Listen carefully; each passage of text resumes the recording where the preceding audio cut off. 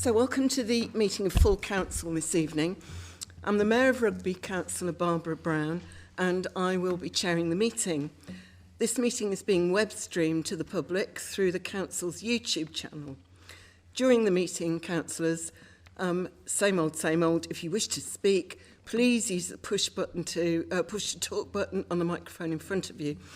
I'd like to welcome members of the public in the gallery this evening, if there were any, which there aren't, but they're very welcome to come in the future to observe the meeting.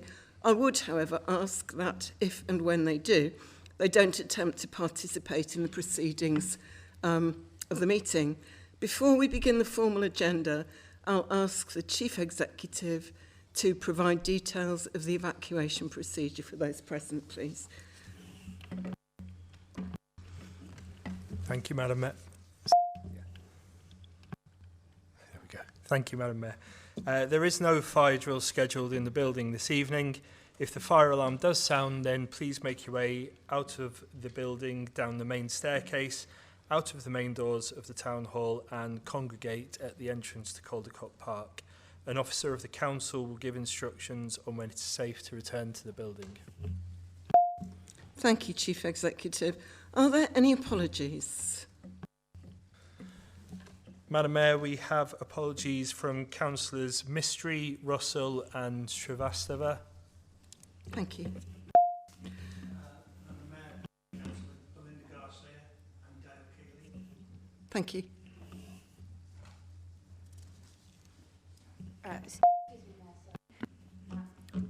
Councillor John Bennett is running late. His train was delayed. He's going to be here any second. Thank you. Any more? Okay. Moving on to approve the minutes of the meeting of council held on the 22nd of October. I move that the minutes of the meeting of council held on the 22nd of October be approved and adopted. Who will second the motion? I will second. Thank you. Those in favour, please show. Thank you. Those against, please show. Any abstentions? The motion's carried. Declarations of interest. Can I remind members that when they declare interests, they must also declare the general nature of that interest, please. Are there any declarations under non-pecuniary interests as defined by the Council's Code of Conduct for councillors? Please. Councillor Freeman. Oh, God.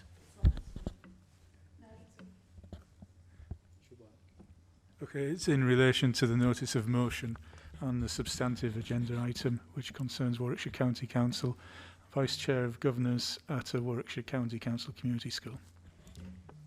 Thank you, Councillor. Any others?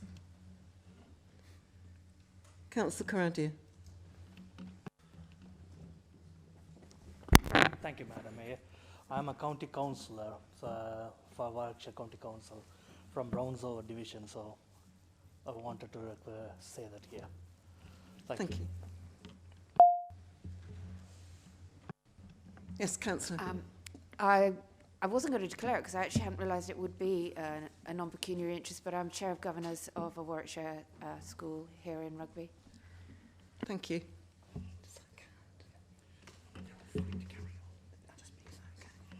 Okay, thank you. Right, do we have any pecuniary interests, please, as defined by the Council's Code of Conduct for councillors? Sorry. Councillor Roothouse. That's it, Colin. There's a non-pecuniary as a Warwickshire County Councillor, seeing that my colleague did the same. Thank you, Councillor. No more?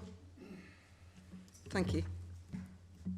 So, do we have any notice under Section 106?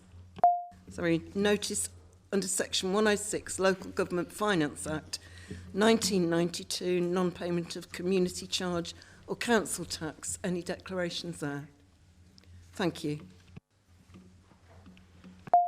So, on to Mayor's announcements. Members were recently informed of the sad news that Honorary Freeman of the Borough and former Chief Executive of the Council, John Scott Reynolds Lawton, known as Jack, passed away peacefully on the 6th of November.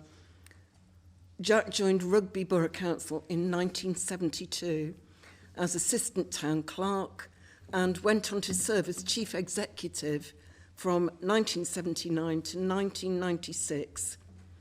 He was conferred the honour of Freeman of the Borough in recognition of his leadership and dedication upon his retirement in 1996. Several of us went to his funeral today. I didn't know Jack, but people spoke about him as a man of integrity and an absolute asset to the council. So I would ask you please to stand if you can and give a few minutes thought to Jack.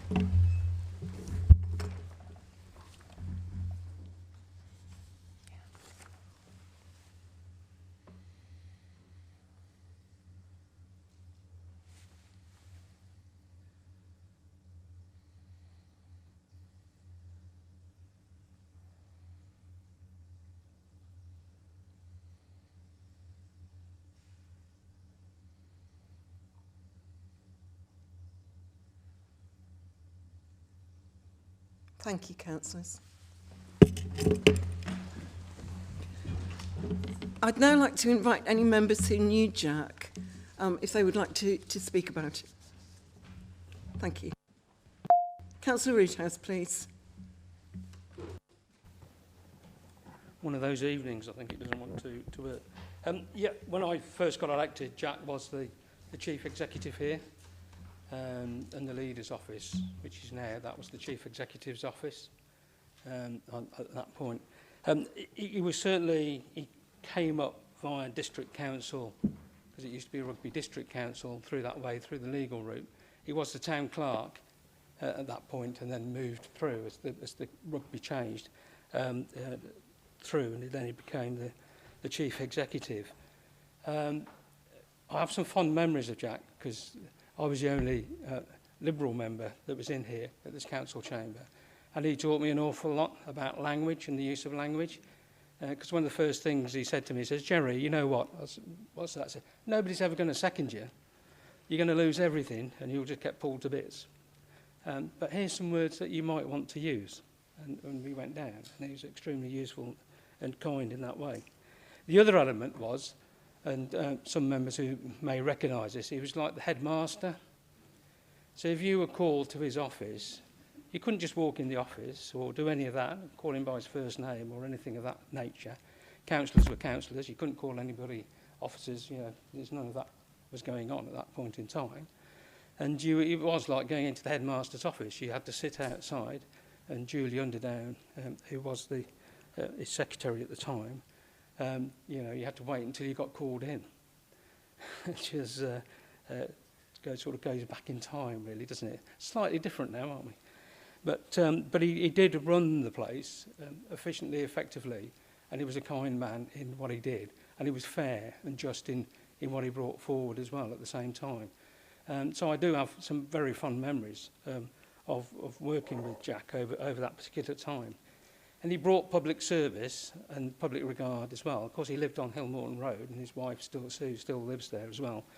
And he came forward with the Civic Society. So as you walk around town, you will see blue plaques, and it'll have Rugby Civic Society. He drove that for the architectural buildings and the rest of it. And he used to run an annual competition for mayors if they could recognise these buildings, which was, you had to go and sit down. My wife said to me she had quite fond memories of him as well, because the phone used to ring, because we've got no fax machines or anything, was there, then?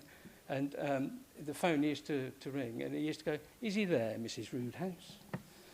And she knew then that, oh, what's he been up to now? Yeah, so on that, "Can you ask him to give me a ring or come into the office at 9 o'clock tomorrow morning, and we'll have words to him." So yeah, times have moved on, but what he instilled, I think, was that sense of public service, the sense of place to live. I say he lived in Rugby, and his wife still lives there, and he brought that through in everything that he did, and that drive of the council and going forward. So times have moved on, but I think we have lost some of those senses of that sense of civic pride and those senses of, you know, the drive of public service elements and things of that element that he had to it. So thank you, Jack, for what you did. Thank you what you did to me in those words and that language and the rest of it. And thank you for what you did for rugby. Thank you. Councillor Ujaz, thank you very much. Councillor O'Rourke, please. Thank you. I've been around as long as you, Jerry, so I first met Jack 40 years ago when I was a councillor first time around, and I absolutely sort of agree with everything that Jerry's already said about him. You really, he kept everybody in their place. There was a great deal of respect for Jack. Jack's, you know, I never heard Jack raise his voice or ever get cross. He never did. I never ever remember him losing his, but he was in full control. He stood no nonsense from the members. Everybody knew where they stood. And I got a couple of those phone calls as well, Jerry. He would be on it straight away if he thought people weren't behaving in the way they should. But the thing is as well, he just had respect from everybody. It was right across the whole of the chamber. Everybody had the highest of respect for him. And he was absolutely fair in all of his decisions and everything that he did. And, you know, I've seen him now and then over the years, and I know some of the old members thinking about Phil Blundell and all the, they held him in the very highest of esteem. And, yeah, it's a sad loss, really. And I have very, very fond memories of it. Thank you. Thank you so much, Councillor O'Rourke. Are there any other speakers? That certainly came through very strongly from the speakers at the funeral today. There's just one more reference I want to make, and it is to civic pride. And it's what we did, what the town did for Remembrance Weekend, more than Remembrance Weekend. So the Royal British Legion opened their Garden of Remembrance in Bilton. It's beautiful. And Bilton had their own parade through the town. And I understand, I wasn't there, obviously, because I was at the Cenotaph. I understand it was an excellent parade. Remembrance Sunday itself on the 9th and Armistice Day on the 11th, I think we can be rightly proud of the things that we do to mark how we feel about days like that. It was exceptional, I thought. Seeing it from my side for the first time ever, it was very different. And I was so proud to be there. The other thing that I want to mention is Roth Silver. Those of you who have been mayors, I wish you'd warned me. And those mayors in waiting, Roth Silver is a remarkable day. It's, morning. It starts literally at the crack of dawn, and you end up with the breakfast of champions. That's all I'm going to say about it. But it's the longest traditional service of its kind in the whole of Great Britain, and we do it here. And again, I keep talking about being proud. I was bursting with pride that we had a chance to do that. So thank you, everybody, for the chance to do that. Okay, moving on from Mayor's announcement. Questions pursuant. Are there any questions, Chief Exec? You two. Madam Mayor, there is one question which has been circulated to all members and published on the Council's website. The question is from Councillor Poole and relates to waste collections. Councillor Poole, do you have a supplementary question? Yes, Madam Mayor, only a small one. Councillor Livesley, the second part of the question was, how much did it cost this council for employing a workforce on a Saturday? I didn't ask you where the money came from. I was asking how much it cost this council. If you could send me the details, please. Yes, we can do that. Thank you, councillors.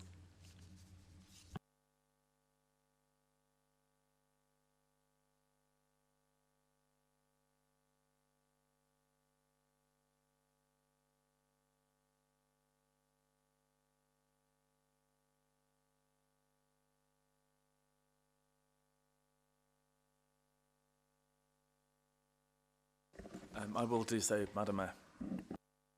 Do I have a seconder? I'll second it, Madam Mayor.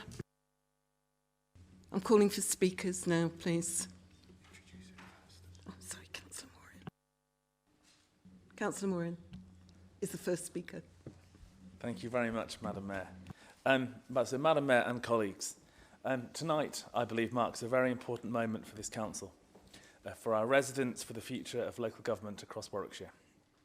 Over the last year, Rugby Brough Council has taken a careful, evidence-based approach to local government reorganisation. Throughout this process, different councils have formed their views at different stages, as is their right. However, for our part, we felt it was important to wait until both options were put forward, independently assessed and clearly understood before debating and reaching a conclusion. Now, indeed, on that point, with regards to this debate, I want to be clear and make a commitment on behalf of the administration that we'll look to take account of all views aired in the chamber tonight, because this is about the future of rugby. Nobody owns it individually. And we'll do that as best we can in formulating that final wording of a cabinet paper. I believe we now have two complete business cases, government guidance and the independent analysis we commissioned. For the first time, we're in a position to make a well-informed decision. Now, based on that evidence, I believe that the single Warwickshire unitary offers the best option for a long-term financial sustainability, the clearest structure for protecting essential services, and the most coherent and resilient model for the county as a whole. The analysis indicates that it offers a stable platform for the delivery of vital services across all parts of Warwickshire, including those areas where demand pressures are most significant and service failure is not an option. I want to thank officers for their hard work in compiling the hundreds of pages we have before us. Now, I won't quote the financial case line by line, but the single unitary option, I believe, is clearly the strongest financial option. I do not believe there is a single argument to the contrary on finances. However, having sat in countless meetings with council leaders and chief exec across Warwickshire, and meeting with ministers in Westminster, the real aim here is not, so it's about getting a better, more resilient and efficient level of service for local government, as much as it is about ploughing any savings back into the front line. Now, the very idea that in rugby itself, we've got different authorities for highways, for flooding, for drainage, never mind schools, social care and health. But then we as Rugby Borough Council are supposed to knit that all together into a cohesive strategy relating to our well-being and economic futures into the local plan, as well as managing housing, planning applications and day-to-day work like licensing, bins and our leisure facilities. The current structure of local government in this country is past its sell-by date, and the need to simplify is long overdue. Now, could the process have been better? Absolutely. But it's the right thing to do. Now, I note that the case for the two unitaries seeks to focus on the local angle to highlight the pride of residents in the north and south and their affection for the towns they live in. But, well, I can play that card as well, because what about the county of Warwickshire? Being in no doubt that a north-south split unitary is the end of the county as we know it. A globally renowned county with a proud history would be lost in an instant. The north will orientate towards Staffordshire, Derbyshire, Leicestershire. The south will work towards Worcestershire and Oxfordshire. In the northern unitary, rugby would be at the tail end of a future combined authority we have little or no links to. It just does not work. But that's the negative scenario, and I want us to avoid that. Instead, let's focus on the positives. Supporting a single unitary does not mean diminishing local influence. On the contrary, the model proposed strengthens local decision-making through strong local committees, community networks and a new rugby town council. Together with committed local councillors fighting for rugby, this approach aims to bring decision-making closer to residents and strengthen local accountability. One council with one set of services. I also want to be clear that for me, it's not simply about adopting the Warwickshire County Council proposal. Rugby Borough Council was alone in Warwickshire in not jumping to a position when the other 5 did back in January. We were alone in saying, let's just wait and see the evidence to make an informed decision as befits the need to protect the future of some absolutely vital services. So this conclusion is not about political preferences, it's not about taking sides, it's about saying yes to a single unitary that is clearly the most sensible outcome. However, it needs to be one based on a new culture and a new structure. That is why, in the period now in front of us, I think there's an opportunity for us to push for a rugby model in which we see a brand new single council with a base spread across the country and a material presence in every town. The sport of rugby requires all players to work together as a team, looking to each other and putting self-interest to one side. A winning scrum has everyone pushing in the same direction. Now, a rugby model of a decentralised single unitary has the best of both worlds, one that is localised, but also that is more efficient. The issues of whether Warwickshire County Council acts as a continuing authority is an interesting one, and I look forward to listening to everyone's views. I understand the practical reasons for there needing to be clarity of core systems immediately upon vesting day, but equally there is a need, or there has to be a clear basis that in any situation it is not a takeover by the county council. It must be a new council. Now, one last point I wish to make, which is about fairness. And I'll be careful not to make this political, but it is a statement of fact that this council has a high level of reserves based on previous years of inactivity. We have a housing stock with allocated reserves and a management plan for ongoing investment. We also have much-loved assets, the Queen's Diamond Jubilee Centre, the Rugby Art Gallery and Museum. There can be no situation where our reserves are swallowed up to plug holes in other areas of the county. Whoever represents rugby in the future must fight this corner. So, colleagues, in conclusion, I commend the single unitary authority option to council this evening. I look forward to listening to all views, but I believe whatever we do on that single unitary route, it should be founded on a rugby model of a decentralised and an equitable structure as the option that best serves the long-term interests of rugby and its residents. Thank you. Thank you, Councillor. Could I call on Councillor Poole, please, as leader of the opposition? Thank you, Madam Mayor. Thank you for that, Leader. Some information there. Mine will be short and brief. We've had a meeting of our group. They've all had a free vote, and they all voted for a single unitary. So, thank you, Madam Mayor. Thank you, Councillor. Can I call on Councillor Roothouse first?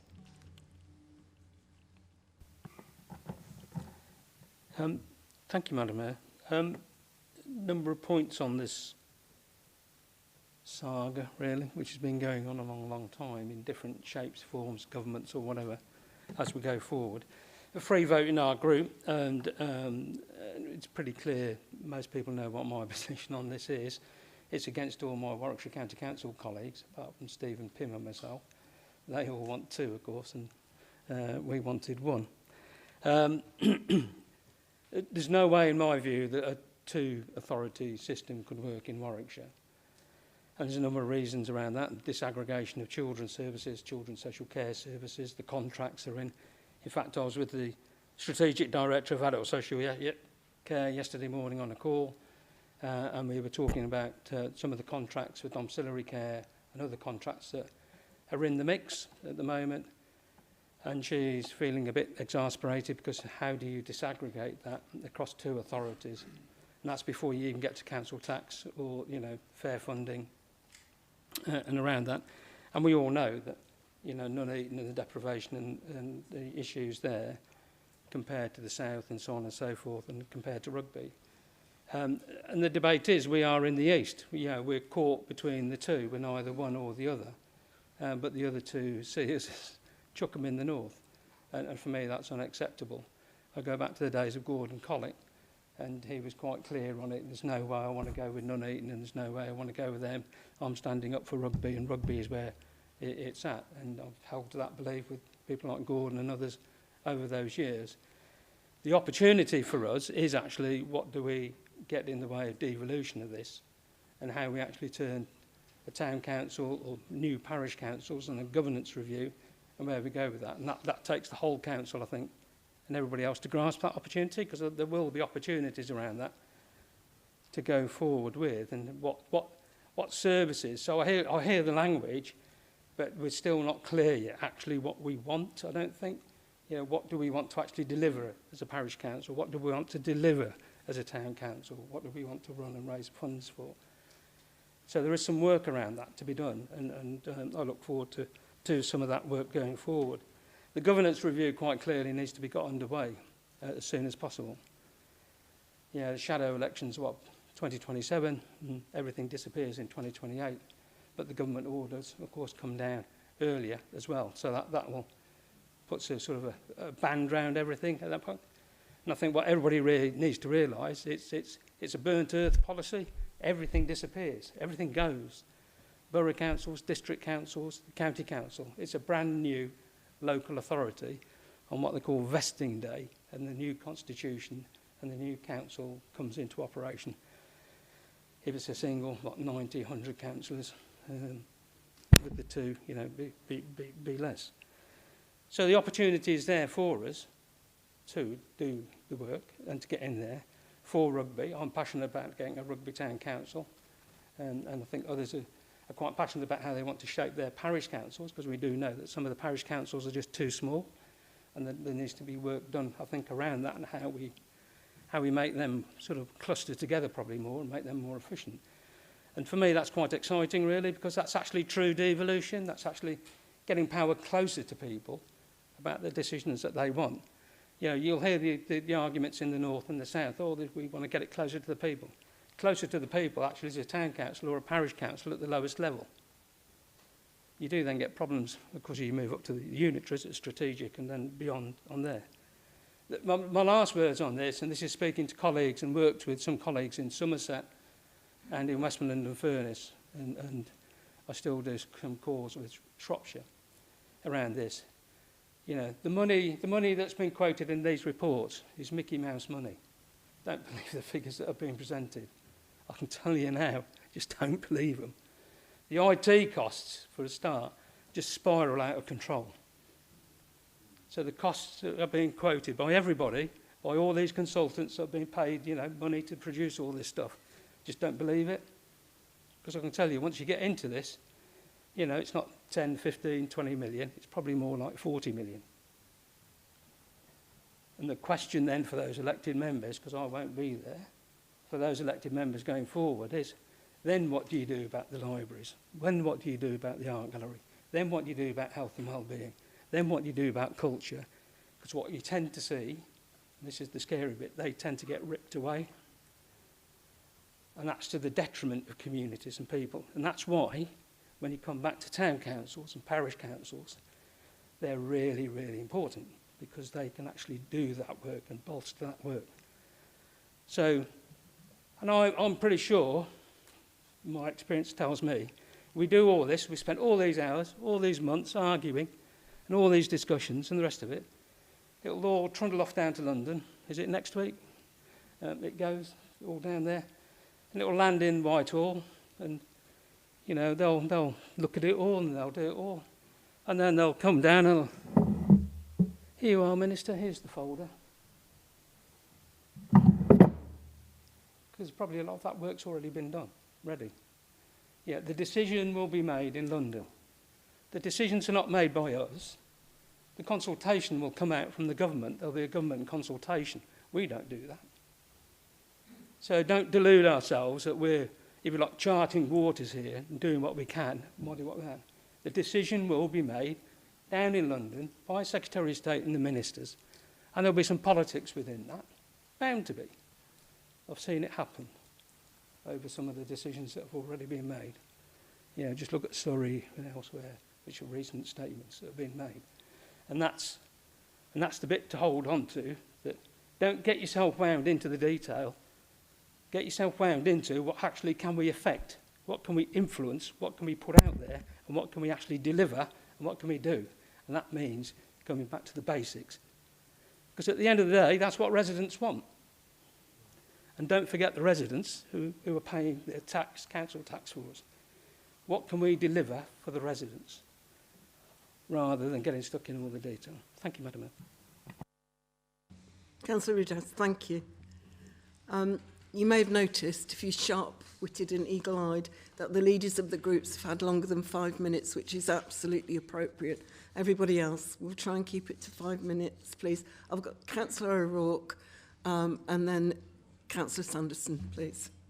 Councillor O'Rourke. Thank you, Madam Mayor. I want to, as well, try and stick with the positives. So, just some points that I'd like to make. Warwickshire has a deep cultural and historical identity, from Shakespeare to its district market towns that would be diluted by subdivision. Remaining unified preserves a sense of place and community and continuity. A single county authority can coordinate major issues like transport, housing, infrastructure and environmental planning more effectively than two smaller councils working separately. Larger authorities can deliver services more cheaply by sharing resources, staff, systems and contracts, splitting the county risks duplication and high administrative cost. Services such as social care, education, highways and public health benefit from being run across a broader area with consistent policies rather than fragmented approaches. Adult social care and SEND are two major areas which are better delivered by a larger single authority. A single unitary authority avoids the need for overlapping tiers of local government. Fragmenting Warwickshire could reintroduce complex boundaries and increase red tape. A unified Warwickshire is better positioned to negotiate with the West Midlands Combined Authority partners, central government, the ICB and health providers and neighbouring counties for funding and development. Residents benefit from uniform standards for services like waste collection libraries, trading standards and planning. A single united Warwickshire underpinned by town councils and parishes would be more stable and less disruptive than setting up two new unitaries. Large councils can better observe financial pressure and respond flexibly to budget challenges. It's also a better place to distribute resources to areas of need, such as the North and others. Warwickshire towns and rural areas share strong social, economic and commuting links. Keeping the county together supports natural communities rather than drawing new divide lines. At present, we've got 3 districts that would like to form a northern unitary, two, and in the south we have all 3. The people of Rugby have no natural linkage to the North Warwickshire. We'll make sure that the people we represent have their say, and I believe they will say, like me, we want to keep our county, Warwickshire, as one, not divided into 2. There will be a significant imbalance between the 2 authorities, if there were to, regarding population size and monies, which we've already spoken about. The north of the county has approximately, at the moment, 60% of the SEND budget and 52.7% of the adult social care budget and 60.8% of children's social care spend. So, looking at the split in terms of the sort of council tax base, the north would lose out by a lot if we were to split into 2. I will do everything I can, not only as a councillor but a resident of this town, to make sure we get the very best deal for the people of Rugby. Thank you. Thank you, Councillor O'Rourke. Councillor Sanderson, please. Thank you, Madam Mayor. There are 2 types of economies. There's the fantasy football economy that are currently in these proposals, both in the single unitary and in the 2 unitary authority, because we know with mergers and takeovers, the costs are always much more than they're initially thought to be, and the savings are always a lot less than they're purported to occur. The other concern is we will be spending an awful lot of time, blood, sweat and tears in delivering a local plan. But then we then hand that local plan over, we cease to be the decision makers, and we become nothing more than the consultees. And you know what happens with consultations? You listen to consultations, but you don't actually take any real notice of them. And that's what worries me about the government's form of devolution. It's not letting power come down to the natural base, it's centralising power amongst the powerful. And it depends on who will be the powerful after this process. I think the other concern is, yes, I think we do need to foster that relationship with the West Midlands combined authorities. It's quite interesting to note, and you notice how much time SEND is taking up Mr Finch's time. In the West Midlands combined authority area, the provision of services and the monies that goes into SEND is much better than it is in Warwickshire.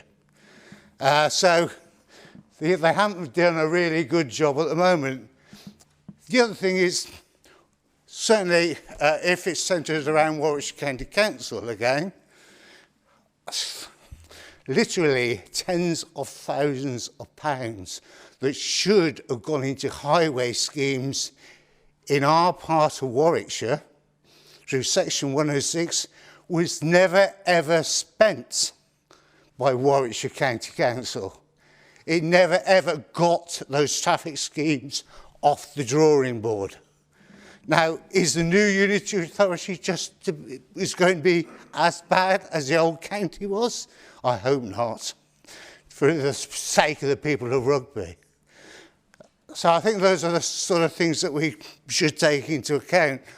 What I am quite happy to sort of withhold, stay back a bit, perhaps not. I want to see what we're being offered, what is genuine devolution, not this pretend devolution that's coming from London. Thank you, Councillor Sanderson. Please, Councillor Mackenzie. Thank you, Mayor. LGR, what a joy. I've got four questions in it for me. The first was, obviously, is it one or two unitaries? The second is, if it's a continuing authority, if there should be a continuing authority if it is one unitary. The third question that I had was who the strategic authority would be and when we would get vested into that authority, because timing does matter in these things. And the last is what we wanted to negotiate for Rugby during this unification process. So one or two unitaries. Which is the group that we feel culturally connected to? So who are we culturally, have familial ties with, have commercial ties with? Who do we sit with? And I just felt like Rugby got left out of that equation. I don't think you can say we have particularly strong cultural, familial or commercial links with the north, actually. I would say they're stronger with Coventry than they are further north. I think they're actually stronger with Northamptonshire because of things like Durft and actually other areas than actually Nuneaton and Bedworth and North Warwickshire. So it was just kind of, let's stick Rugby on here. So do we feel culturally, so in making that one or two unitary choice, who do we feel culturally connected to? Financial stability. We, as has been pointed out already in Chamber, we know the north has higher levels of deprivation. So services are more expensive in the north than in the south. So undoubtedly the south would wish to split away. I mean, honestly, that is a really easy answer for them. It would save them a fortune. Why the north wishes to split away is a bit more confusing. Perhaps Reform feel like they can win if there's a northern unitary all the time rather than a whole county unitary. But for me, it's like insurance. Splitting your risk over a larger area is safer. So actually on a financial stability where you have predominantly council tax receipts in the south and business rate receipts in the north, putting those together allows you to even out the peaks and troughs that come with those. In the same way, it allows us to even out some of the deprivation issues and actually cover those costs of higher send. And finally, the third question, third part I was thinking about in the 1 or 2 unitaries is about minimising costs and maximising benefits.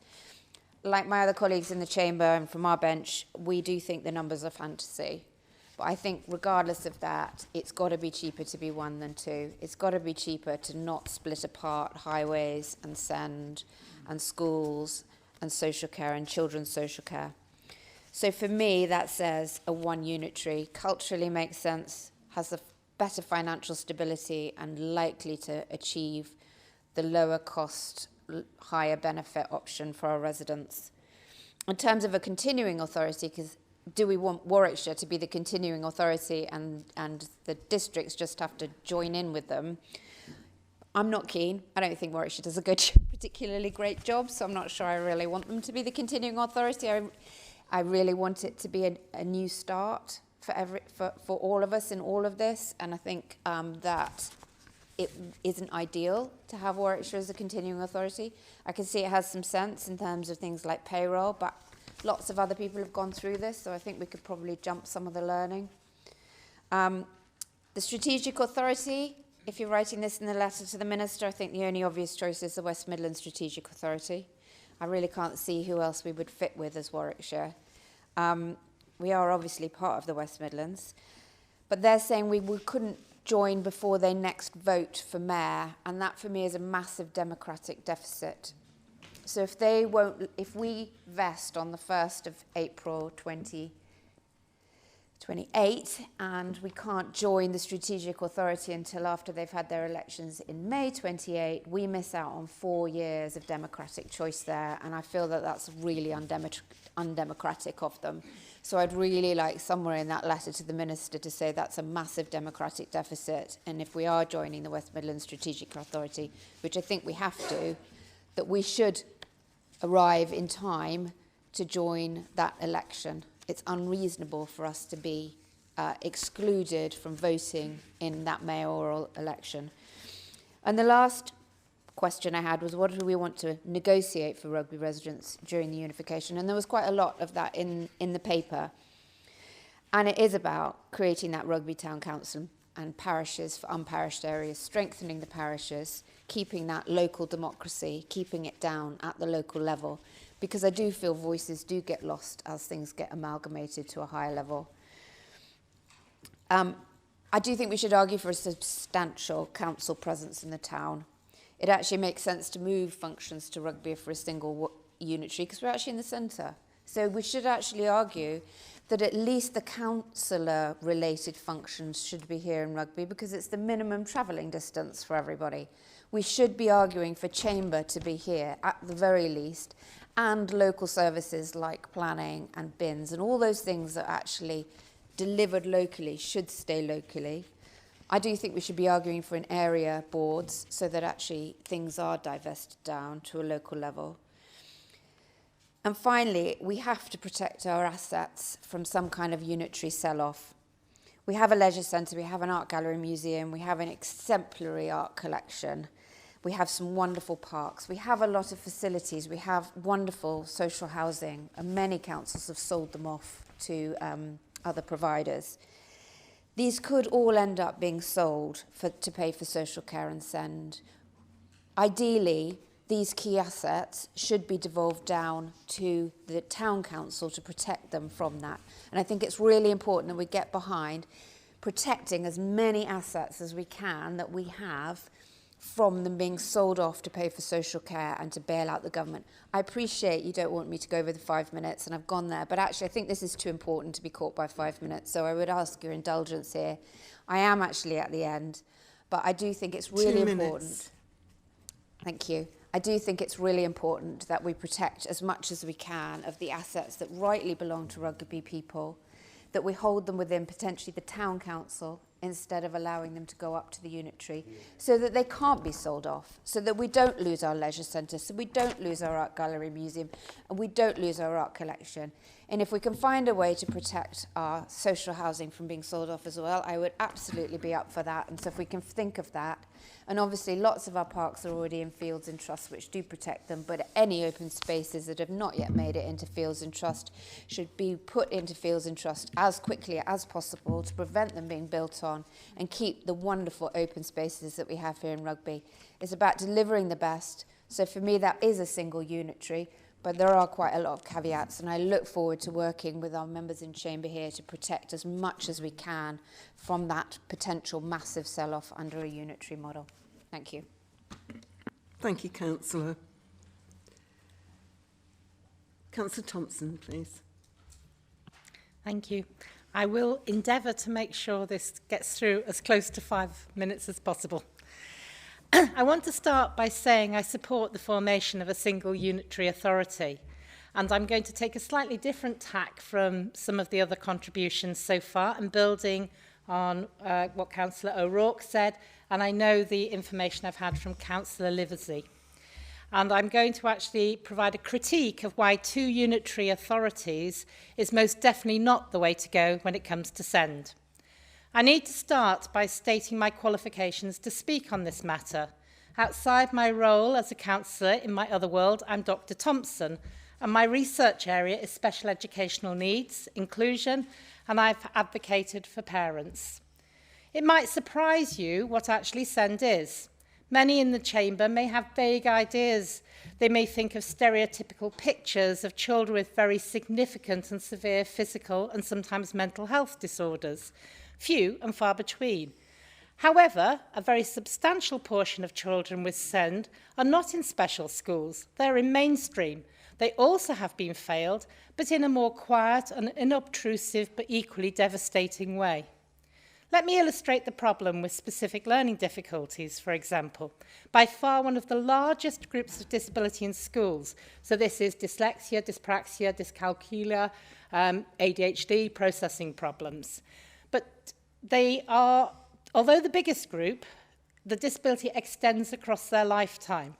So in 2019, I did some analysis for MPs and a cross-party political group on the outcomes of children who had specific learning difficulties. Now, this is going to be some shocking statistics for you. If you had a child who fell into that group of specific learning difficulties, only 30 to 35% of those children secured a pass at grade 4 in maths and English. That's right, it was 30 to 35% of that group got a pass at grade 4. And that was against typically developing children who had no disabilities that were identified, sort of through the system. 70% of those secured a pass in grade 4 in maths and English. It got worse when you got to grade 5, which is a good pass. What that meant is that a group of children who had specific learning difficulties, the vast majority of them didn't qualify for apprenticeships, post-16 education, alternatives. Their future was capped at a low level when they were 16 and their options limited, and their life chances. The results were really, really shocking. In fact, they were so shocking that the following year, the DFE then canned how you collected the data so that you couldn't actually get that information going forward. So there you go, there's my impact for what I did. So what we actually know is that those statistics haven't changed. We know that wealthy areas get less SEND and that quality of EHCPs in the wealthier areas is more robust. We know that children in areas of deprivation, there is an overrepresentation of SEND, that the quality of EHCPs is generally poorer. We know that if you have academisation, that the identification of SEND is less than if you have a local authority schools areas. And poverty is overrepresented. Think Nuneaton and Bedworth here.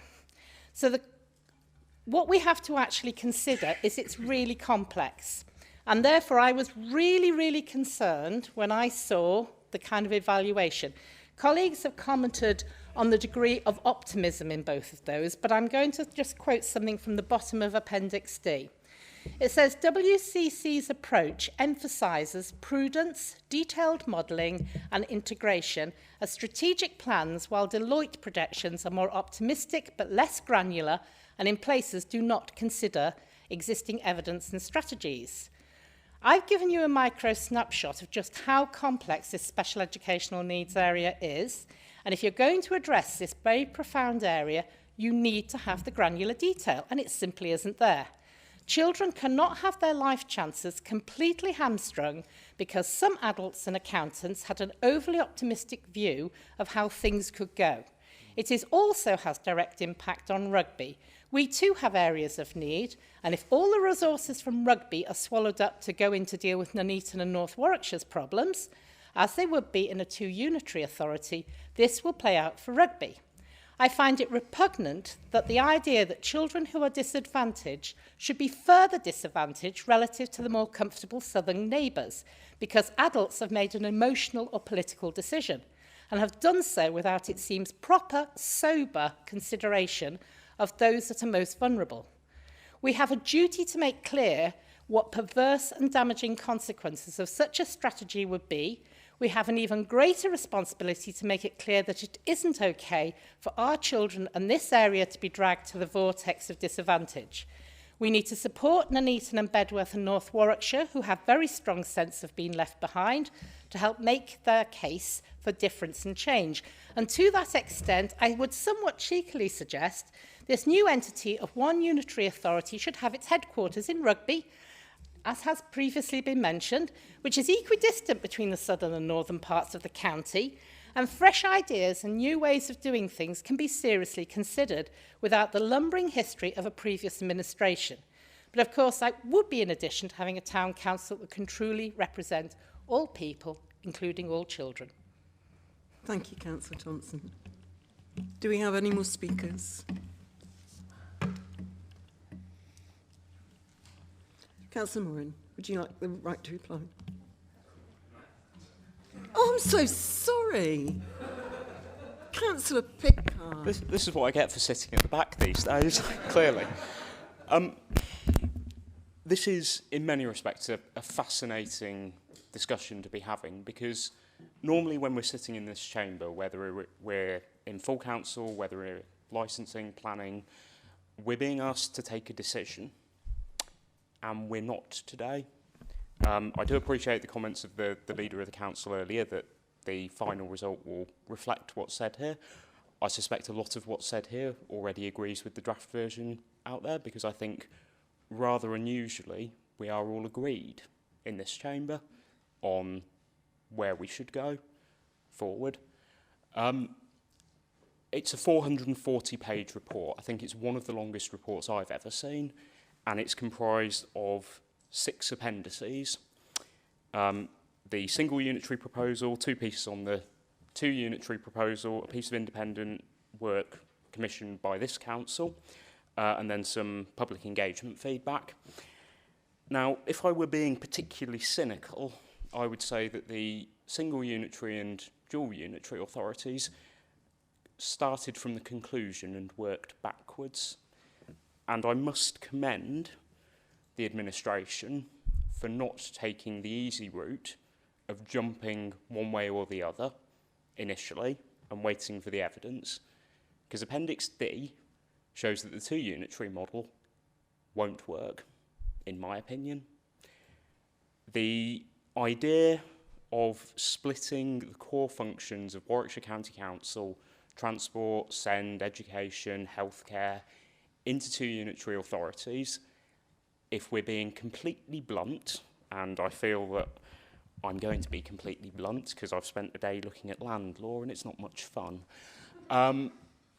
there is absolutely no way that if you look at the reasons why we are having this conversation, the purposes for which first the previous government and then this government now continued with unitary, is core financial savings.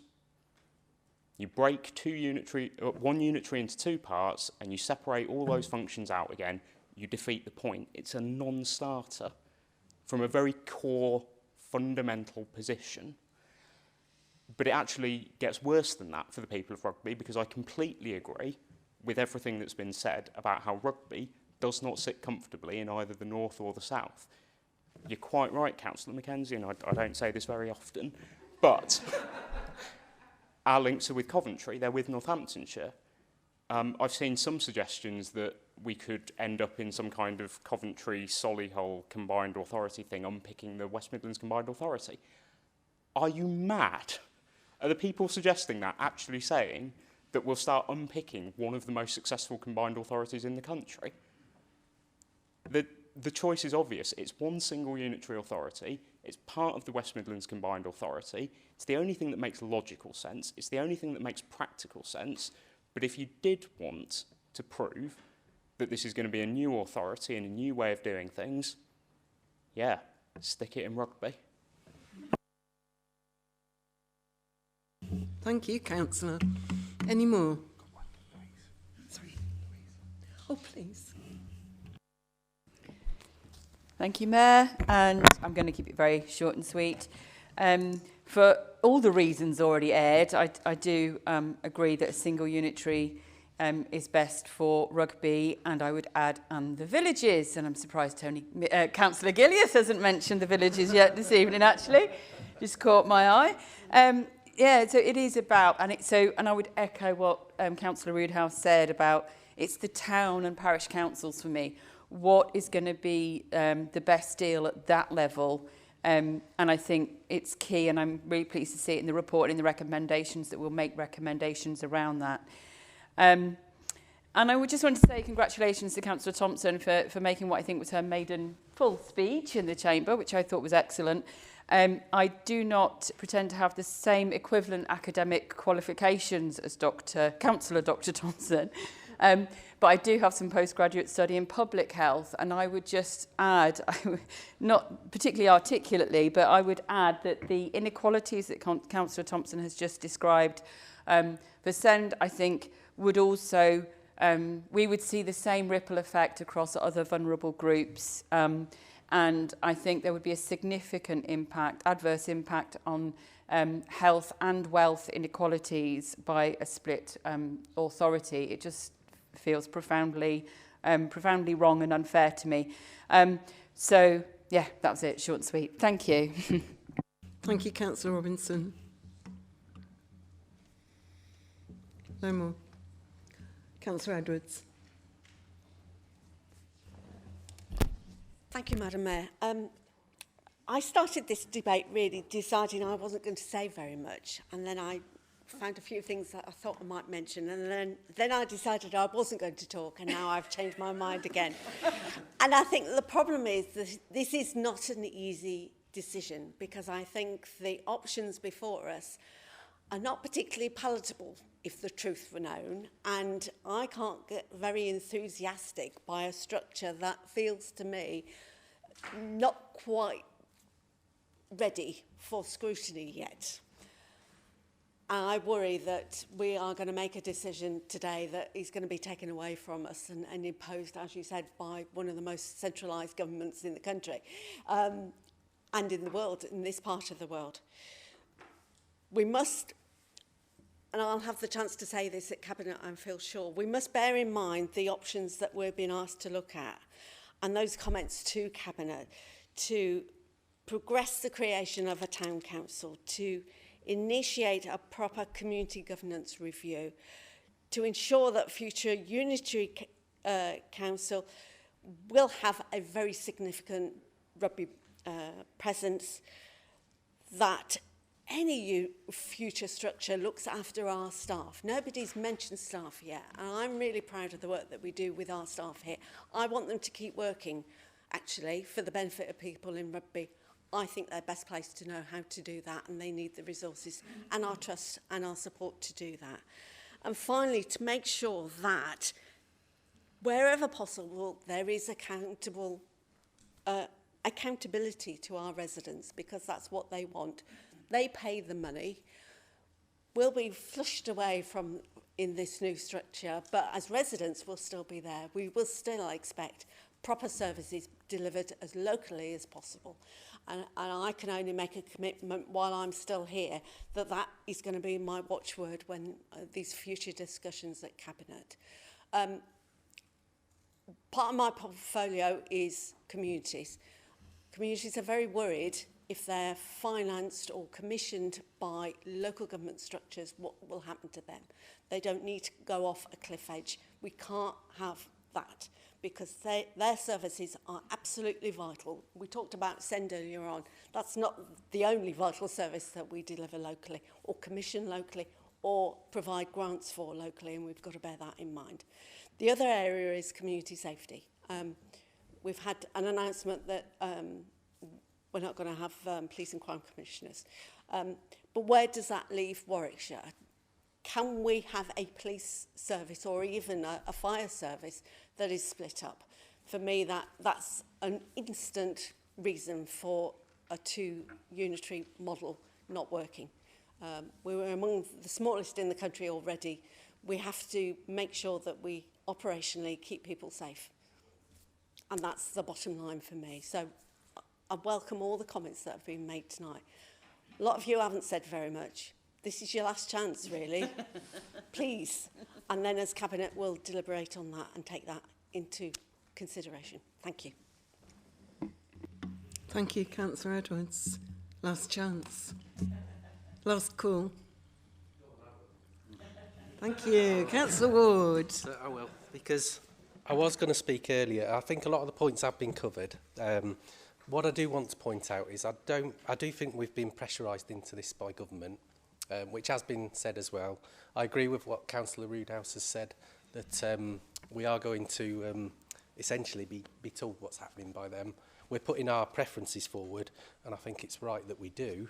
We're all in agreement about single unitary. I don't think anybody's said otherwise. Sorry. I might change my mind. He might change his mind. Yeah. But yeah, we have got these concerns. That's the biggest thing. We have talked about staff losing their jobs, potentially. We worry about that. It's always about what's right for the residents, and that's what it always should be. And I think we all agree that we've got these concerns about the accountability and keeping things local. Absolutely, we've got to keep them local. But as we've said in all the meetings we've had leading up to this, change is happening, whether we like it or not. I'd like to think, from what I understand, a lot of residents are not that keen on this, as well as there's a bit of a sense of that in here. But we must keep that democratic accountability here locally. The other concern which has been mentioned, and I know we've touched on this a little bit, is about the West Midlands Combined Authority. It's so important that we're part of that, and I hope that central government makes sure that that happens, because, I think it was Councillor Picker mentioned, all this talk of different authorities that we're going to join on to, it's absolutely ludicrous, because the West Midlands Combined Authority is right there. But yeah, there was other things I was going to say, but a lot of it has been covered, so I'll leave it at that. Thank you, Madam Mayor. Thank you, Councillor.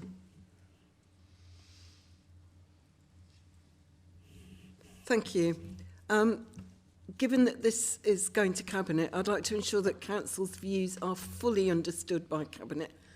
But first of all, I'm going to ask Councillor Moran if he would like to reply. Thank you, Madam Mayor. And this is the fun bit, trying to summarise and trying to respond in this way. So I felt important to try and put some thought and context into what I wanted to say to open up, because I thought after all these months it's really important to kind of put on the record how we've come to this position. But this bit is infinitely more enjoyable. So I think first of all I really want to thank, I think it's really important to recognise that, again, not respecting those that haven't spoken who may have a different view, but there does appear to be, quite strong cross-party support for a position. And I think that's a testament, because it wasn't easy saying not now, not yet, in January, when it was kind of a rush to kind of get to a headline of what people wanted to do. But it just felt so important and serious a decision that we had to take time.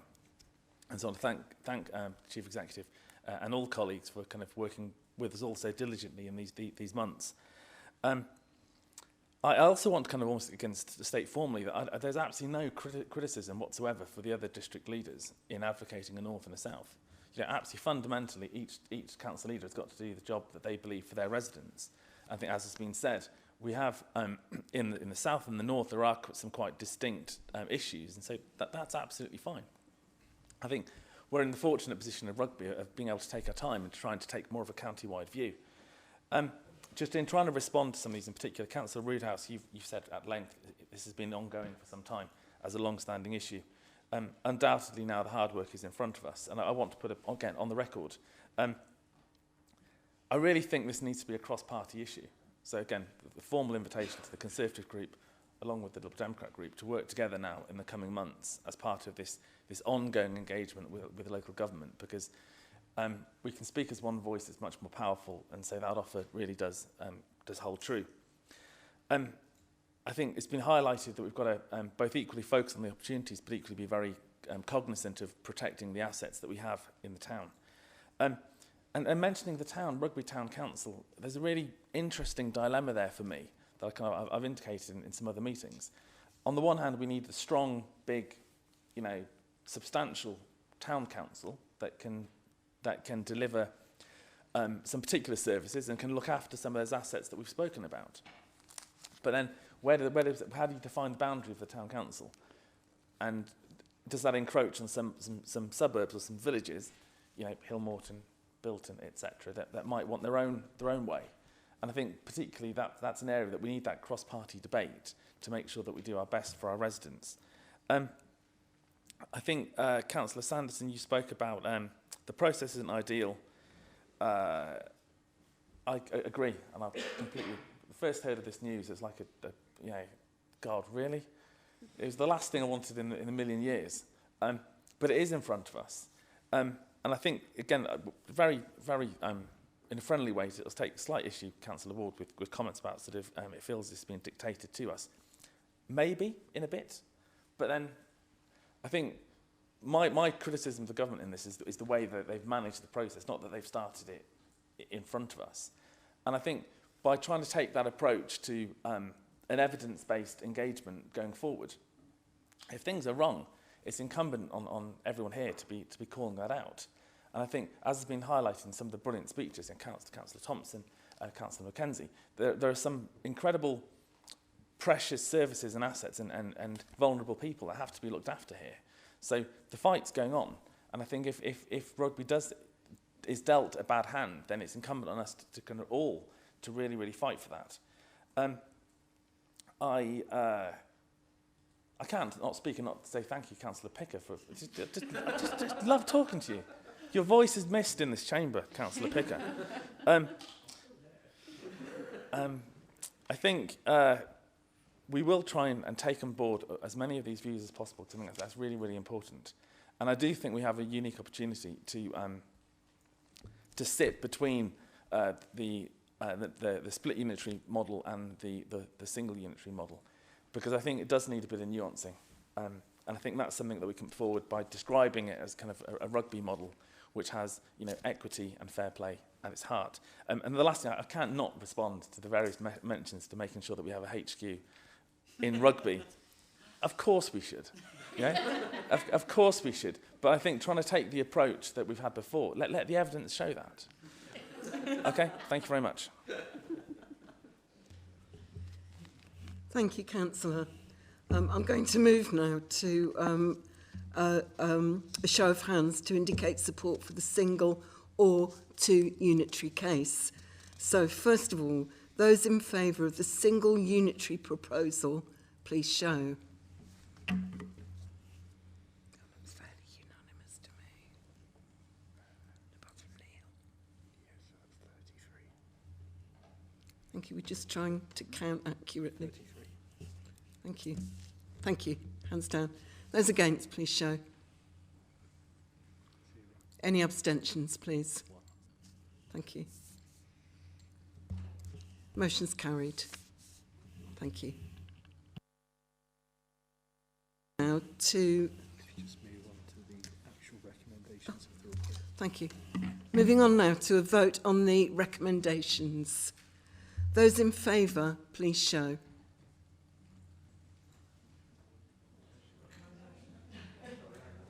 The recommendations of the report. The recommendations of the report. Those in favour, please show. Thank you. Hands down. Those against. Any abstentions? One again. Thank you, councillors. On to item 7. Set out at item 7A of the agenda is 1 notice of motion. In accordance with Council standing orders, this will be debated this evening. So, Councillor Mackenzie, will you please move the motion set out at item 7A of the agenda, notice of which has been given under Standing Order 11? I so move. Thank you, Councillor. Who will second the motion? Thank you, Councillor. Councillor Mackenzie, please. Thank you, Mayor. So where to begin with the reform proposals on school walking distances? You will have seen the letter, or you've seen the news articles, and you may have read the letter that Councillor George Finch, leader of Warwickshire County Council, wrote to the Department of Education. So where I wanted to begin was George Finch wrote a letter asking not to obey the law on walking distances. It's a piece of legislation that he thinks he knows better. So a piece of legislation that was debated in Parliament in both houses, that went through and has brought forward clear, long-standing rules for the whole of the country. But he wants to not obey the law. He wants to have his own little derogation on the law of the land. I think it's quite extraordinary, actually. I don't think I've ever heard of any council trying to have a derogation on the law. But he does ask for that, and he actually asks for discretion on his derogation from the law. He wants whatever he sees fit, actually. He gives some examples of 1 or 2 miles that children should walk, but actually he asks for carte blanche to do whatever he thinks he ought to do. So he could put walking distances to any level whatsoever. And then, if he wins that argument, is he next going to go for special educational needs transport? Because that's the expensive item. That's the expensive bit. Is he going to go for that next? Because that's in the same law. Is he going to ask for a derogation on that bit? I mean, considering he's already put forward that school transport for disabled nursery-age children should be removed. So, you know, you can't guarantee that he's not going to go after the disabled children as well as the able children. But let's then look at this proposal that he put forward if you are a family. So let's just think, you're a family. I mean, I've spent many, many years taking my children to and from school on the school run, and I'm pretty grateful that that's over. But there was a point where I was, and I'm sure lots of parents, I was actually counting it down in my head, only 443 school runs to go. You know, really didn't love the school run at all. But there was a point where I had a 4-year-old in reception and I had a toddler. And there are plenty of parents who have a 4-year-old and a toddler. So I'm just going to use that as an example. And because they're more than 2 miles away from school, currently they get a school bus because it's over the 2 miles. So if you take away that bus from those parents, they're now expected to walk their child 4 miles to school and 4 miles home. That 4-year-old would have to walk 8 miles a day. That parent with the toddler, 16 miles a day. So I did a little Google. How fast can a 4-year-old walk? How fast do they walk? Now, when I did the school run, it was a run here and a dive there, and it was like haul them back and off they would go, and then they just weren't moving at all. And then you'd kind of feed them raisins or something to try and keep them going. But you can Google how fast does a 4-year-old walk. And it comes out that they can walk at 1.2 miles per hour, but they need a rest break every 15 minutes. So I'm being generous, but I reckon on that basis you could do the school run in 4 hours. And then you've got your kind of hour of an adult walking speed to get home, so that's 5 hours. And then you've got to repeat that in the evening. So a child would have to leave the house at 4:30 in the morning to be in for 8:30 registration, and they wouldn't get home until after 7:30 in the evening. And the toddler, well, they would have spent the whole day in the pushchair, going back and forth. So would you get your child to school on that regime? No. There's no hope. So if you followed that through, you'd have no school attendance, because I'm sorry, but even the novelty of the first day would wear off when you try and get them up at 3:30 to start walking at 4:30 in the morning. So what does it really actually mean? It means that parents will be forced to drive their children to school, increasing the school traffic and emissions. It increases the school run hell for residents living near schools, But effectively, this is a tax on rural residents and it's a tax on poorer residents. It drives poorer residents out of the villages they grow up in because of the cost of taking their child to school. It doesn't take 5 minutes of thought to realise that this is a terrible idea. It's anti-democratic by setting out a precedent that a local council is able to opt out of national legislation. It's anti the child. It's terrible for hard-pressed working families, particularly in rural areas. So I call on you to support this motion so that the council does write to Warwickshire to condemn the proposed changes and writes to the Secretary of State and to our local MPs to oppose this in every way possible. But it also is a moment for us to keep pushing with Warwickshire and then in the combined authority for safe travel, age-appropriate ways for children to get to school, including more school streets, appropriate speed limits and signage. I'm still fighting as a governor to actually have legally enforceable yellow zigzags outside our school because they're currently not legally enforceable. Appropriate lollipop attendance and all the other measures that help children travel safely to school. Thank you. Thank you, Councillor. Do we have speakers, please? Councillor Paul. Thank you, Madam Mayor. Technicality there with Councillor Isabel Mackenzie. I think you'll find that the yellow zigzags are enforceable if there's signs in place. Is that correct? Yes, we're lacking signs. Yeah. So they are enforceable. No, we're lacking the correct signs. Okay, you didn't say that. If you'd have said that, I wouldn't have stood up. Okay, fine.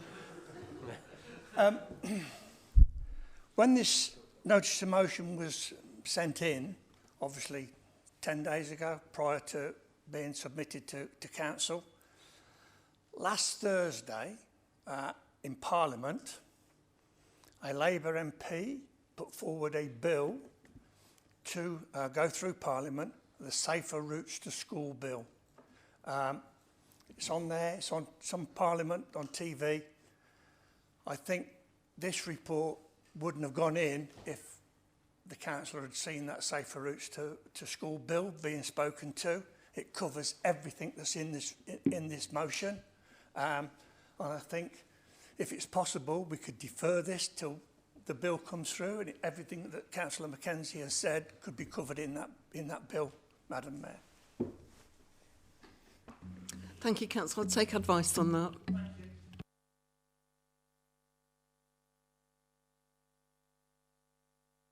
Madam Mayor, sorry, excuse me, I've got the name of the MP. It's Jenny Riddle-Carpenter MP. Okay. Thank you, Councillor.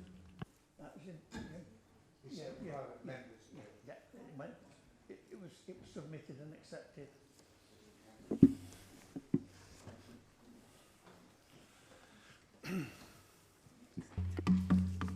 Thank you.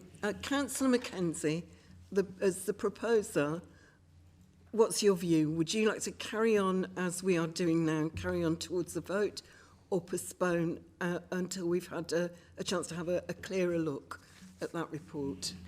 I would like to carry on for the simple reason that I think we should be writing to the Department of Education and to the leader of Warwickshire County Council to express our absolute dismay at these proposals that he's put forward.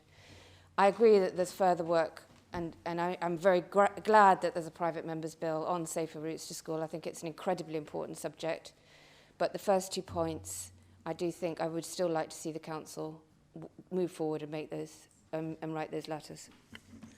Councillor Mackenzie, thank you, and I think that's what we'll do. Can I just acknowledge Councillor Paul's helpful comments there and recommend that we do look at safer routes to school, look carefully at it and its contents, because that will inform our further work. So thank you for that. Any more speakers? Can I take Councillor Thompson, then Councillor Henderson, please? I've done the right thing. I stood up, Madam Mayor. And you did the right thing, but I've got Councillor Noreen you before you actually on a list. Then it's your turn. Okay. But I acknowledge that you absolutely did the right thing. Thank you. Okay, can we go in the order I said, please? Thank you very much, Madam Mayor. It's very brief comments backing up Councillor Mackenzie's point. I know as a councillor that we get a lot of complaints and are currently dealing with problems of parking around schools. And the idea that you would actually then generate even more traffic and more difficulties, you would actually not be promoting good, healthy practices, because it becomes very much more cluttered. It's just self-fulfilling. And I would actually really sort of endorse what you have said, Councillor Mackenzie, and just say the ramifications are quite significant.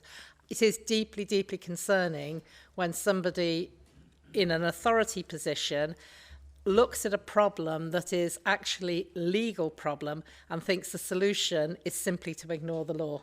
That is really quite concerning. Thank you. Thank you, Councillor. Councillor Henderson, please. Thank you, Madam Mayor. I'm a parent who's very much in the thick of the school run at the moment, and Councillor Mackenzie has perfectly described all those memories of wrangling small children to school and what that looks like. We're lucky enough to live just half a mile away from our school, but in total that's an hour and a half out of our day to walk the kids to and from school, which I want to do because it's the right thing to do environmentally, it's right for their health, but that is an hour and a half of time. I'm worried about greater commuting times really reducing the amount of quality time that families have together at the start and the end of the day, and the impact that that could have on children's emotional and developmental needs. I also think it could potentially significantly impact the earnings potential. Sorry, is this all right with the mask? I didn't think. Is this muffled or is it all right? I didn't think to take the mask off. Sorry, everyone. I also worry about the impact that it could have on the earning potential for families when actually the time that they've got available to them to get two jobs becomes reduced further, and that is more likely to affect women than men in a lot of circumstances as well. So thank you, Councillor Mackenzie. I think this is so important. You've articulated it amazingly. Thank you. Thank you. Councillor New, please. I think looking from the other side in education, one of the biggest concerns for schools is attendance. We are seeing more and more children suffering from emotionally based school avoidance, and getting these children into school in the morning is becoming a massive issue for parents. If people have got to travel a very long way to get to school, make their child walk, sometimes parents are struggling to just get their children into the cars in the morning and get them into school and drop them off. So if they've got to walk a long distance, it's going to severely impact on those children's attendance. And obviously their ability to maintain their education. So I think we do need to make sure that we protect every possibility for parents to enable them to get their children into school on time and as often as possible. Because I think with weather conditions, which we do get severely adverse weather conditions in this country, the last thing we want is parents having to travel a long way with children through ridiculously bad weather and struggling to get their children in, and the illnesses and things that could come from that, and accidents as well. Some of our routes to schools aren't even fit for purpose, so we do need to make sure that these pet children get in there safely. Thank you. Thank you, Councillor. Councillor Sanderson, it's now your turn. Thank you, Madam Mayor. I'll take the mask off because of my breathing problem. I don't think we should be overly worried by private members' bills. There are lots of private members' bills lodged all the way through every parliament. It only matters if the government then decides that it wants to put that private members' bill into legislation. And as far as we know, it's just the private members' bill doing the run as they normally do. So we should not be distracted by a private members' bill. We're still with the County Council now, especially Mr Finch. The sooner he's dealt with, the better. And because this is yet another of his madcap ideas that's not worth the paper it's written on. Thank you, Councillor. Can I just ask Councillor Paul if you wanted to sort of drop something in about the technicalities of what kind of paper it was? Yes, just a correction. It's not a private member's bill. It's a 10-minute rule bill, Madam Mayor. Thank you. I don't know if that makes a difference to anything you said, but I would imagine the fundamentals remain exactly the same. But thank you. Thank you. Thank you.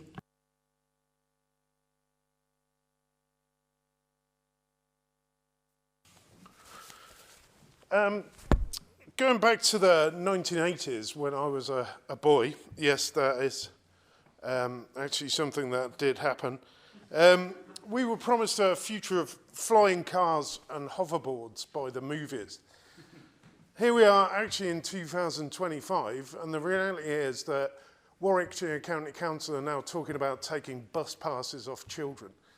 I don't understand where it all went wrong, but what I do understand is that those, having struggled myself with the 2 kids on the school run, you've basically got the choice in rural areas of driving or not going to school. Especially at this time of year where the roads are pitch black, blind, wet, dangerous, leaves, mud, etc., etc. So for me, it's just so important that we actually do something in response to this. I don't want to say, I don't think I can find the words to describe how I feel about this, to be honest with you, but I do urge you to vote for the motion. Thank you, Councillor. Councillor Barnett, please. Thank you, Madam Mayor. I wasn't really planning on saying anything tonight, but I think being a teacher, I'm placed in a unique position to offer something on this as well. It's quite moving to see how impassioned people are regarding this subject. I teach at an Ofsted-rated outstanding school in the borough. I've taught at multiple schools in the borough. The current school that I work at, last I checked, had 70 feeder schools, which is obviously quite unique. Most schools tend to have 3 or 4 feeder schools. We have students coming from a very long distance already. And to think that we could add even more pressure onto the students and the families is just frankly egregious. Even this year, some of the SEND students that I'm dealing with have been completely overwhelmed just with the normal school life. That adding on this extra factor is just, it's quite terrifying really. One student that I've been teaching this year had passed out, autistic student, had passed out from the exertion of the school day, fallen asleep for the difficulties of masking, having to cope with that school routine, that change from primary school to high school. They had a complete meltdown. The thought that they would have to worry about that morning routine on top of everything else I've got to deal with is just really worrying to me. You know, we have students who, as councillors have mentioned before, refuse to go to school on emotional grounds. That's just going to exacerbate the problem. When I looked at something that Councillor, the lead of Warwick County Council came out with, allegedly 1 mile reduces the eligibility of students by 8% who can access that help, and then 2 miles reduces the eligibility by 16%. They're not insignificant numbers. So apparently Warwickshire County officers produced those numbers. In my view, any student that's forced to walk 5 miles to school as young as 8 or whatever age it may be, if there's even a risk of one of those happening, we should be shutting that down completely. And I appreciate that there may be things coming from central government that may anticipate this and do that job for us, but I think on a moral ground, we have to raise our objections. You know, if we can't appeal to common sense, hopefully we can appeal to common decency. Apparently neither of those are common anymore. Thank you, Madam Mayor.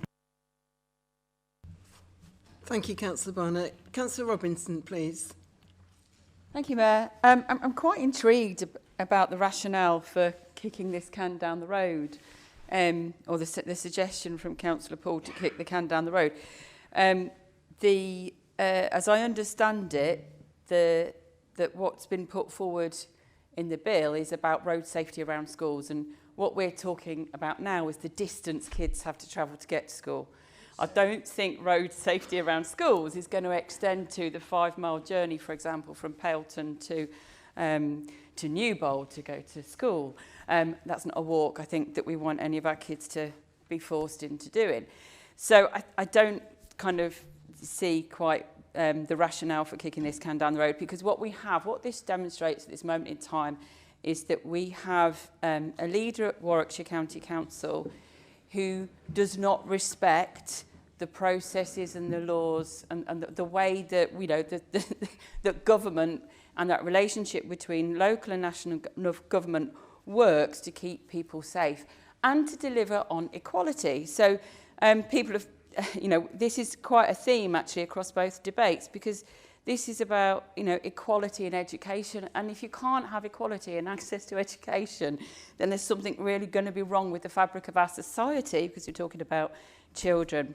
I'm going to also make a reference to popular culture and point back to the comments by Councillor Mackenzie, because I was put in mind of the Monty Python sketch where it goes something like, we had to get up before we went to bed.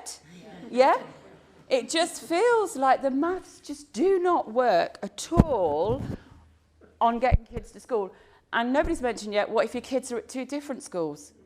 Infants or juniors or second? It's an absolute madness. The maths do not work.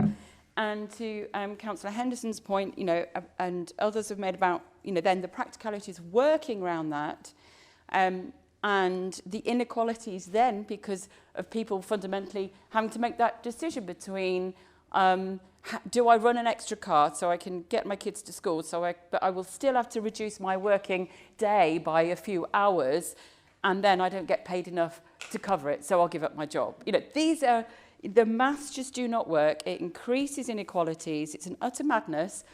And then, we come to the road infrastructure. And we come to the underinvestment for decades by Warwickshire County Council and our roads.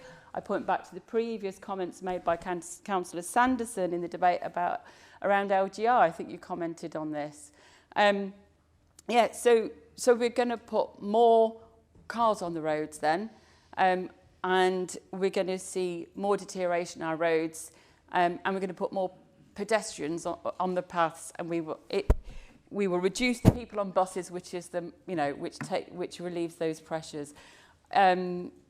It's not cost effective for the council either. The business case and the modelling is just not there. So yeah, it's an absolute madness. Thank you for bringing it and bringing it to the council for debate. Thank you. Thank you, Councillor Robinson. Councillor Lucy, please. Yeah, so I don't really know very much about George Finch, but I don't know if he's got any brothers and sisters.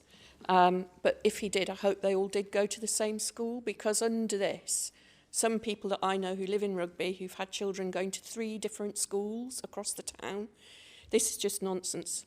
And I just want to say something really quickly about this 5-mile walk. So we have a putative child in Pailton who's got to walk to Avon Valley School in Newbold down a road which has no pavements between Pailton and Newbold, and a 50-mile-an-hour speed limit, except where you get to Harbour Magna. If I was a parent, I definitely wouldn't be letting my child do that walk. And I just think this is just nonsense. Thank you. Councillor Ward, please. Thank you, Madam Mayor. Yeah, I want to say that I absolutely support this as well. I think my colleague, Councillor Poole, was pointing out that actually it is important to see what was spoken about in Parliament and the 10-minute bill, because I've also...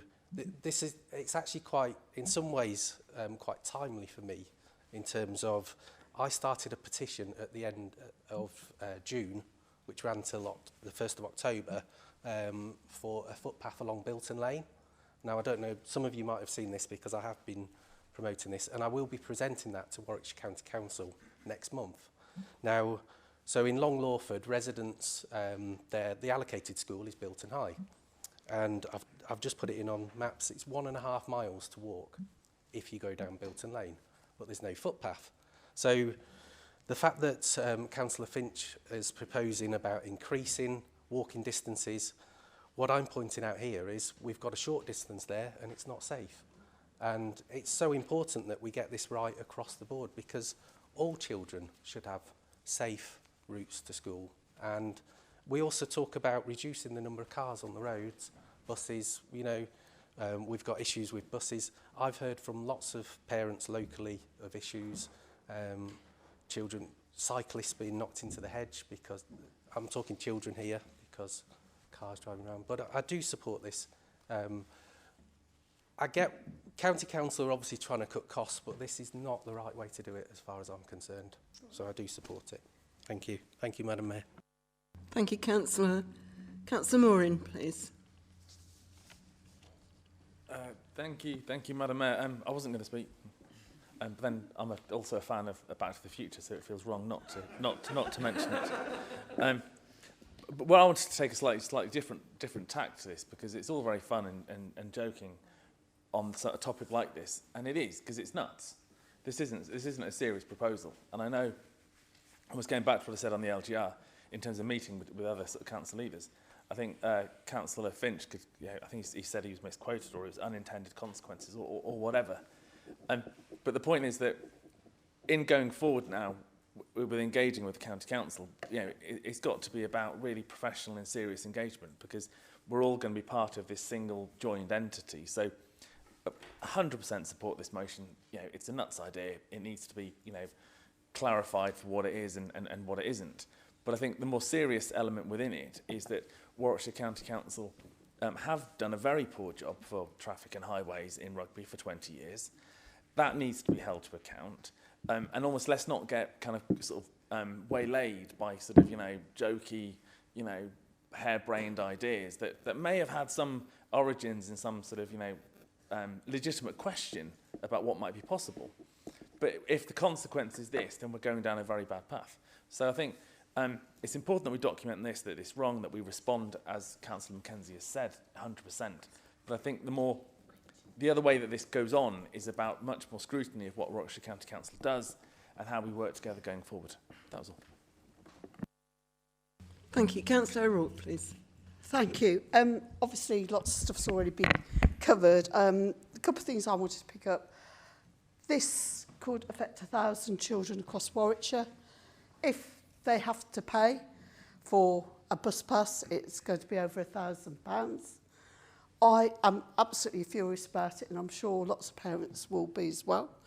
I haven't seen any quality impact assessment done to see if it is going to have a detrimental effect on particular groups. I think this is policy being made on the hoof. It's not collective decision, it's one individual. I'm even madder when I think about Councillor George Finch sort of wasting money on political advisors of over £150,000 whilst taking money off some of the most vulnerable in our county. It is absolutely disgraceful. And I've got one thing to say to Councillor George Finch. You're nothing better than a Grinch. Now give our kids their bus passes back and leave rugby alone. Thank you, Councillor O'Rourke. Councillor Picker, please, then Councillor Gillies. Like a few others, I wasn't going to speak on this, but I do, and I'm not really going to speak to the motion directly. I'm going to speak to some of the comments that have been made as part of the debate, because I don't do the school run. I don't have kids. The last time I did the school run was about 15 years ago on my bike going down Dunchurch Road towards Sheriff. But, like it or not, and I get the impression from quite a few people around here, they don't like it, Councillor Finch is the elected leader of Warwickshire County Council. And I do want to come back on something that Councillor Mackenzie said when she was introducing this motion, which was there is statutory guidance in place. That's the end of it. How dare Councillor Finch question that guidance? Now, I would actually turn that on its head, and I'm not necessarily, in fact, I don't agree with what he's asked for, but, and here's the important point, we're elected to represent our residents. If we think that there's something that government's doing that's wrong, as we've just heard in the LGR debate, we have a responsibility to say that. We are elected as well. Simply because Parliament has passed a piece of legislation does not make that good law or indeed law fit for the current day. There are plenty of things on the statute books that aren't necessarily working and that could be reformed. So although I don't think the message is right here, and I know we're all tempted to shoot the messenger, I think the idea that you should not criticise government policy is the wrong one, and I think that's a very, very dangerous position for other members to take. Thank you, Councillor. Councillor Gillies, please. Thanks, Madam Mayor. Again, I wasn't going to say anything at all, but I've got to put one or two things straight. I live right next to a bus stop in the village of Paleton, and there must be at least 10 children stand at the bus stop. They never talk. They're all looking at their mobile phones. In fact, half of those children are dropped off at that bus stop by their parents in a car that live in the village. They're living 200 or 300 yards away. They could have walked that distance, and while they're walking, they could be talking and communicating with one another. Because in the good old days, when it's only had one car in the family and the husband had to go out to work, if you missed the bus coming home from school, from the Harris school, you had to walk home, all the way from Paleton. That's about 7 miles, and I've done that many a time. One real adventure as a 10-year-old we had was on that great winter of 1963, when no one was going to stop us getting to school, and we managed to get to school through the 3 and 4 foot snow drifts. And we got there, and the head teacher, who was a navigator in a Lancaster bomber during the war, he said, "Lads, you can go home because I've closed the school." But what an adventure we had. It took us half a day to get to school, a mile, and nearly half a day to get back. But what an adventure we had. Because I can talk about it now, you see. But I think we'll be supporting the motion. Thank you. Councillor Gillies, thank you for that tour around your school days. Thank you so much. Okay, Councillor Harrington, please. Cheers, I can't really follow that, can I? When I saw, sorry, when I was a lad, no, what I want to bring it a little bit back seriously now. I'm going through the same process my daughter, okay? And that's the start of what I'm about to say now. When I listened to the interview that Councillor Finch said, we're kicking it around like political football. It's not political football, it's people's lives. And I think this is what people forget. And the day we are voted in and we are representing people, but this is people's lives, it's not a political football. Now, at the moment, my daughter hasn't got a place in rugby, or can't get a place in rugby because she doesn't go to school. We have problems because of her autism. Now, the nearest school, possibly, we might have to go is Warwick. I mean, I'm very lucky because I work in Warwick, and so is my wife. But not everyone's that lucky. The thing we should be really talking about, and Warwick should be doing, and also the previous administration should be doing, is bringing the services locally so people don't have to travel. People don't have to go far.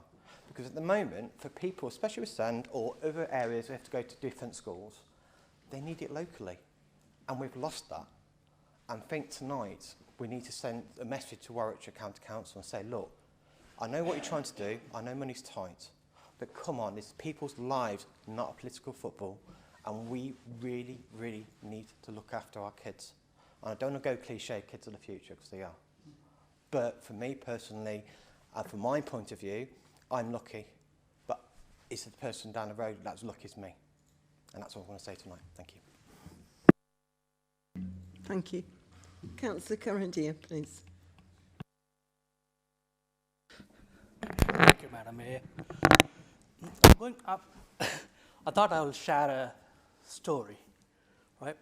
When I was a little child, when I was going to school and everything, whenever I misbehave at school, my mother used to say, life is given to you guys, right? My mother, when she was going to school age, she has to walk 3 miles for her school and come back. That was from a little village to her school and back 3 miles. My generation in India, not India, southern part of India, we never ever had to go or travel 3 miles for a school.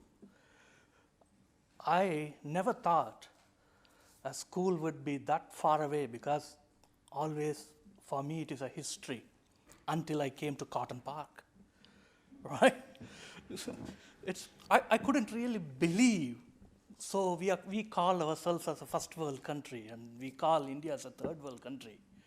But in a third world country, I never travel 3 miles for a school.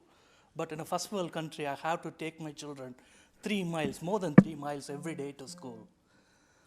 I'm very ashamed to share this information with my friends back home in India, right? Because they think I'm having a better life here. But in reality, we don't.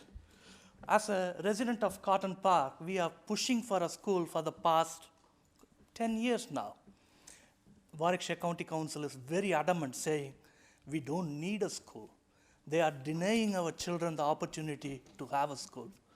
As Councillor O'Rourke said, the people has to pay £1,000 odd for school travel. Most of our families in Cotton Park are already paying that, because there is only one school is in our catchment area, which is Avon Valley, and from my house, it's 2.8 miles. What difference it's going to make between 2.8 to 3 miles? That is the sad world we are living in at the moment. And as a person who sits in Warwickshire County Council, I really enjoy the theatre there, because, because we get quite a lot of information there. Cycle path is waste of taxpayers' money. Some of our kids travel to school by cycle because they don't want to put that economic pressure on their parents. Of course, we don't have good cycle path in Rugby, but whatever remaining of it, the children tends to go through the cycle path. Anyway, I'm not completely in agreement to to increase the school going distance from 3 miles to 4 miles.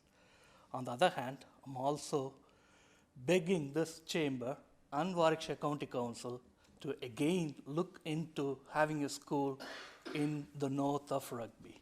Thank you very much. Thank you, Councillor. If there are no more speakers, Councillor Mackenzie, you have a right to reply. Thank you. First of all, I want to say thank you for the broad support across the chamber.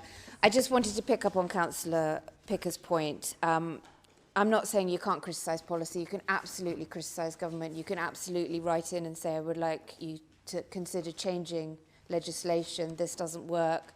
Working with MPs and Parliament to get things to change. What I don't think you can do is write in and say, I don't want to obey this guidance and this statutory instrument. I think that is a very difficult and unpleasant thing to do, and not the way that Parliament works.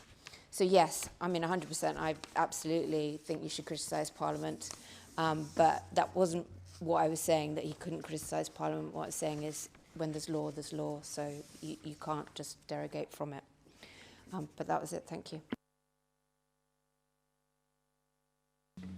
Thank you, Councillor. I'll now put the motion to the vote. Those in favour, please show.